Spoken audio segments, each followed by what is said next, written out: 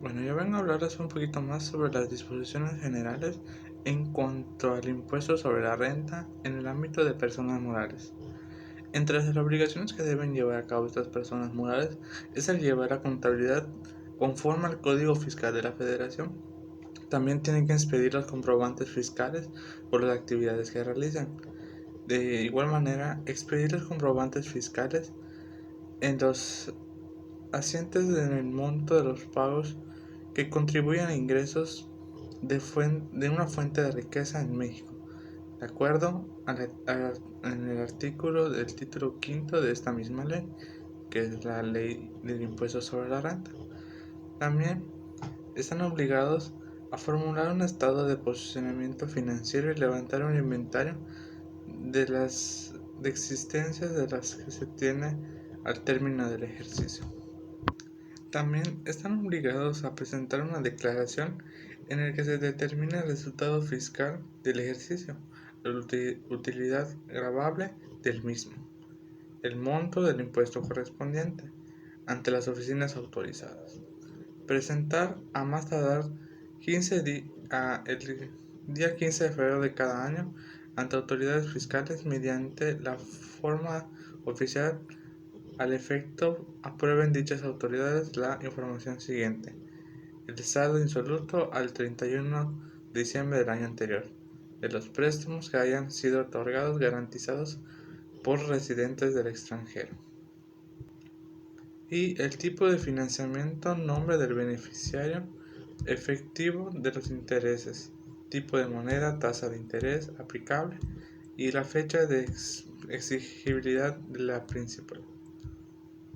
También están obligados a presentar las declaraciones a que se refiere este artículo a través de medios electrónicos en la dirección del correo electrónico que el efecto señala el Servicio de Administración Tributaria mediante disposiciones de carácter general.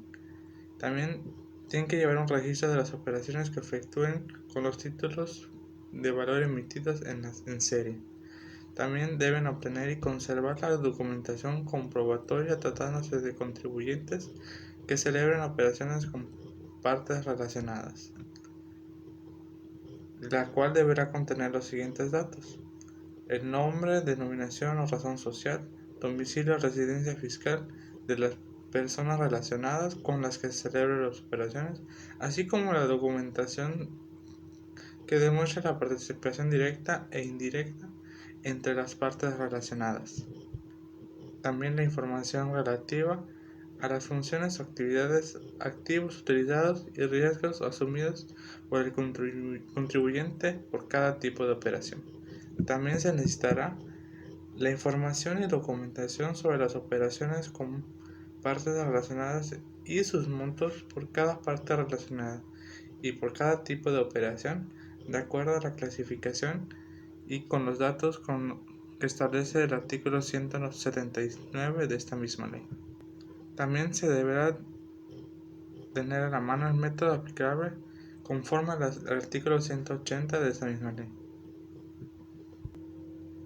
Los contribuyentes que reciban actividades empresariales cuyos ingresos en el ejercicio inmediato anterior no hayan excedido los 13 millones de pesos, así como los contribuyentes cuyos ingresos derivados de prestación de servicios profesionales no hubiese excedido dicho ejercicio de 3 millones, no están obligados a cumplir la obligación establecida en esta misma fracción, excepto aquellos que se encuentren supuestos a que se refiere al penúltimo artículo del artículo 179 de esta misma ley. De igual manera, deben presentar conjuntamente con la declaración de ejercicio la información de las operaciones que realizan con partes relacionadas con residentes extranjeros, tratándose de personas morales que hagan los pagos por conceptos dividiéndolos o utilidades en personas físicas o morales. Efectuar los pagos con cheque nominativo no negociable. Proporcionar a las personas a quienes les efectúen los pagos por los conceptos a que se refiere esta fracción comprobante fiscal en el que se señale en su monto.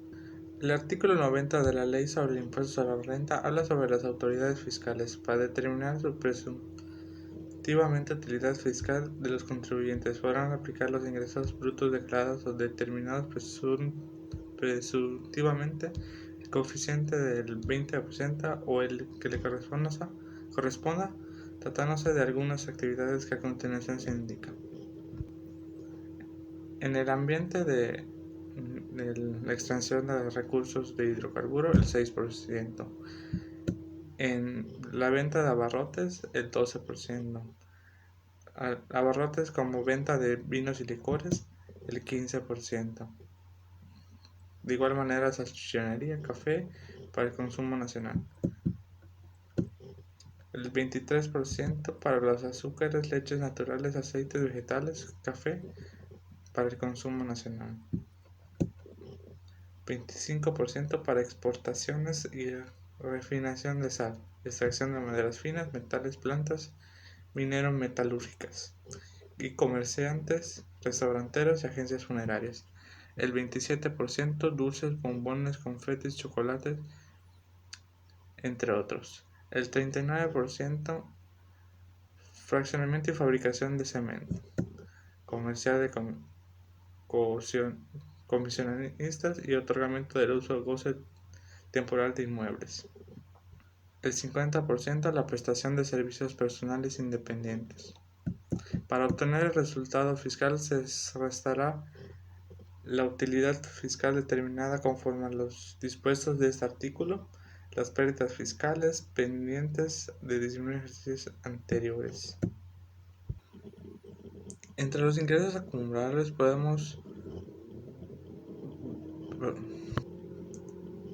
son todos aquellos que las personas morales residen en México que hayan tenido en ejercicio. Estos pueden ser los siguientes tipos: en efectivo, bienes, servicios, créditos provenientes de establecimientos en el extranjero, el ajuste anual por inflación, los determinados por la autoridad, los derivados de la transmisión de propiedad de bienes por pago en especie, ganancia derivada de la generación de bienes activos fijos, terrenos, títulos, valor, partes sociales o aportaciones de participación patrimonial provenientes de construcciones o mejoras de inmuebles, de la recuperación de créditos incorporables, de cantidades recibidas para hacer pagos por cuenta de terceros a menos que estén amparados por un CFDI, intereses devengados a favor y los préstamos. En el caso de la generación de bienes y prestación de servicios, la acumulación se dará cuando se expida el comprobante fiscal, se envíe o entregue material del bien o se preste el servicio, cuando se cobre o sea exigible total o parcialmente el pago. En el caso del otorgamiento del uso o goce temporal de bienes será de la siguiente forma: cuando se cobre total o parcialmente las contraprestaciones sean exigibles, cuando se expide el comprobante fiscal. También se hablará un poquito más sobre las deducciones autorizadas, entre las que están las devoluciones que se reciban o los descuentos o bonificaciones que se hagan en el ejercicio, el costo de lo vendido, los gastos netos de descuento, bonificaciones o devoluciones, las inversiones, los créditos incorporables y las pérdidas en caso fortuito, de fuerza mayor o por enajenación de bienes distintos, a los que se refiere el primer párrafo de la fracción 2 de este mismo artículo. Las aportaciones efectuadas para la creación o incremento de las reservas para fondos de pensiones o jubilaciones del personal, complementarias a las que se establece en esta ley. En la ley del Seguro Social y de las primas de antigüedad constituidas en los términos de esta misma ley. Las cuotas pagadas por los patrones del Instituto del Seguro Social, incluso cuando estas sean a cargo de los trabajadores. Los intereses devengados a cargo del ejercicio sin ajuste alguno. En el caso de los intereses monetarios, a partir de 4 meses se deducirán únicamente los efectivamente pagados. El ajuste anual por la inflación que resulte deducible en los términos del artículo 46 de esta misma ley. Los anticipos y rendimientos que paguen las sociedades cooperativas de producción, así como los anticipos que se entreguen a las sociedades y asociaciones civiles a sus miembros cuando los distribuyan en términos de la fracción 2 del artículo 110 de esta misma ley. Para la determinación del resultado, las personas morales deberán calcular el impuesto sobre la renta aplicando el resultado fiscal obteniendo un ejercicio de tasa del 30%. El resultado fiscal del ejercicio se determinará como siguiente. Primero se obtendrá la utilidad fiscal disminuyendo de la totalidad de los ingresos acumulables obtenidos en el ejercicio, las deducciones autorizadas por este título y la participación de los trabajadores en las utilidades de la empresa pagada en el ejercicio, en términos del artículo 123 de nuestra Constitución de los Estados Unidos Mexicanos. Segundo, a la utilidad fiscal del ejercicio se le disminuirá, en su caso, las pérdidas fiscales pendientes de aplicar en los ejercicios anteriores. Cabe mencionar que el impuesto del ejercicio se pagará mediante declaración que se presentará ante las oficinas autorizadas dentro de los 3 meses siguientes a la fecha en la que se termine el ejercicio fiscal. La pérdida fiscal se obtendrá de la diferencia entre los ingresos acumulables del ejercicio y las deducciones autorizadas por esta misma ley. Cuando el monto de estas últimas sea mayor que el ingreso, el resultado obtenido se incrementará en caso con la participación de los trabajadores en las utilidades de las empresas, pagando en el ejercicio en los términos del artículo 123 de nuestra Constitución.